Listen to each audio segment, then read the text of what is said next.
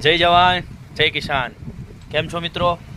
સવારના વ્લોગમાં આપણે જોયું હતું કે આખું ખેતર ખાલી હતું જ નહીં, આખું ખેતર ભરાયેલું હતું, પરંતુ આપણે જે કુવા રિચાર્જનો પ્રયોગ કર્યો એના થકી આખું ખેતર ખાલી થઈ ગયું છે। આપણો ભીંડાનો પાક બચી જવાનો છે, સાથે આ બાજુ ટામેટી અને રીંગણીનો પાક પણ બચી જવાનો છે। એના માટે સતત આપણા ભાઈઓએ ઘણી મહેનત કરી છે। તો સતત ને સતત પાણી 24 કલાકથી અંદર જઈ રહ્યું છે, એના કારણે સરસ મજાનું ખેતર આખું ખાલી થઈ ગયું છે। હવે આપણા નિલેશભાઈ અને સાથે રોહિતભાઈ બંને સરગવા વાવવાની શરૂઆત કરી દીધી છે। સરસ મજાના સરગવા વવાઈ ગયા છે અને એકદમ મસ્ત વાતાવરણ થઈ ગયું છે। ખેતર આપણું આખું ખાલી થઈ ગયું છે। હવે જલ્દીથી વરાપ થશે અને જલ્દીથી પાછું હતું એવું કરી દઈશું।